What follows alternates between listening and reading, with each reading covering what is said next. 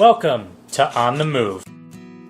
Hey everybody, it's Mack with On The Move. Thanks for tuning in. Today I'm going to do something a little different, something that I've never done before, but I'm really looking forward to start doing. I want to talk about books. I want to do some book reviews and things that I think that are important to talk about. And one of these books that I want to discuss is this book right here. It's called Founding Brothers. It's written by Joseph J. Ellis, and I really found this book to be really informative. It helped me out a great deal in understanding the founding of this country and a lot of the debates that were had, constitutional and otherwise, within our founding generation. And it talks about a lot of details in this, and I really want to break it down a little bit here just to give you guys a heads up of what will be in it. I'm not going to go so far as in it to actually spoil the book for you or ruin anything, but I can tell you there's a lot of good information. As you can see, you know, I've tabbed this book like crazy. I've got all sorts of stuff, and if you look in the inside of this book, I mean, I've got like all sorts of highlighted material and things like that I thought that were extremely informative, and things that I thought that you know, I wanted to be able to get back to rather quickly and be able to basically, you know, come back to at a later time. So anyway, the chapters are broken down into basically stories, and one thing that I've noticed throughout history books that I've read is that sometimes they can be kind of dry, and you know, it's just on this date this happened, on that date this happened, and these people did these things on that date, and it just seems like it's a flood of dates, and it just gets kind of boring. So I really like the way that Joseph J. Ellis, he wrote this book. It's just a series of stories, all that are independent of one another, but they can connect to each other, and it can basically give you an idea as to the thought process of our founders.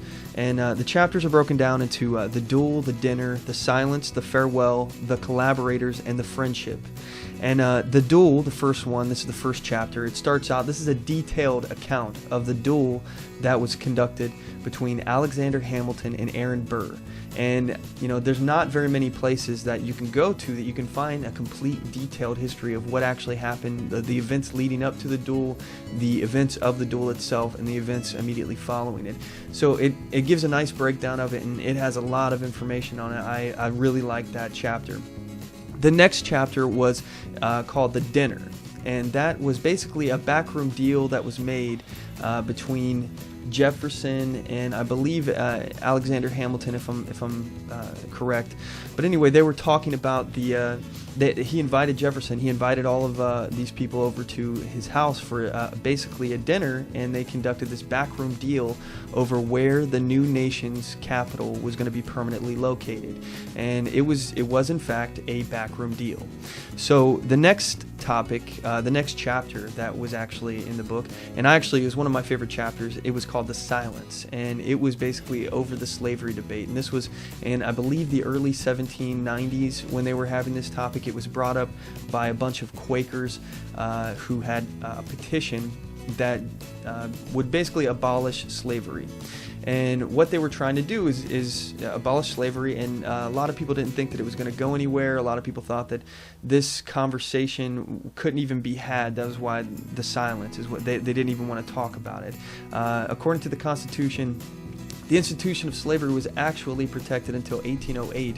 So the act that they were trying to do to actually have Congress pass a law that would outlaw slavery was actually unconstitutional. And it was thought that this was going to go nowhere, and that nobody was going to pay any attention to this petition, and that if they didn't talk about it, nothing would happen. Well, as it turns out, Benjamin Franklin, he actually sponsored this petition as well, and it actually got a lot of light. And I won't go into all the details of it. The chapter talks about it, but Madison actually uses this petition in a way that they didn't expect it. So I highly recommend that chapter. Very, very good chapter. And then the farewell, that's talking about George Washington's retirement from political life and public life, and everything leading up to that and subsequently following it, and his reasons for it and his thought process behind it. So then additionally, we go into the next chapter, and that's called The Collaborators, and it talks about the relationship between Adams and Jefferson, John Adams and Thomas Jefferson, and how they began as friends. They eventually became political enemies, and then they went back to being friends a little later on, and they discussed that later. After that, they also talk about Jefferson and Madison, their relationship, where Jefferson is basically a teacher, a mentor to Madison. And then John Adams and Abigail Adams, it talks about their relationship during his presidency and basically the course of their life, how John Adams relied heavily on the advice of Abigail Adams. And I really like that part of this book. It talks very detailed about that relationship between John and Abigail Adams. The last chapter of the book is called The Friendship, and it talks very extensively, and I think this is one of the most fascinating parts of history that I'm a big fan of, about the relationship between John Adams and Thomas Jefferson. How after they fell out of friendship and they went years without talking to each other because Thomas Jefferson essentially betrayed John Adams. And long story short, they ended up starting to talk to each other, and I will not tell you any more about this chapter because I think it's one of the most awesome stories of our founding. And honestly, you should get the book just for this last chapter. I love this book. Again, it is Founding Brothers, written by Joseph J. Ellis, and I thoroughly recommend getting this book. I love this book. I highly recommend reading it. I cannot say more good things about it. Get the book. I'll put a description in the link of this video down at the bottom, or a link in the description of this video down at the bottom, and please feel free to check it out. It'll be linked off to Amazon. So again, buy the book, read the book. Excellent book. You will learn so much about the founding of this country and the intention of our founders if you just read the book.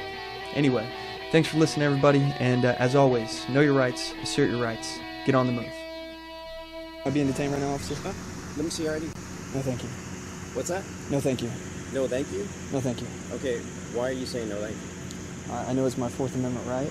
I don't have to show you my identification. Really peer into our homes and oversee everything that we do.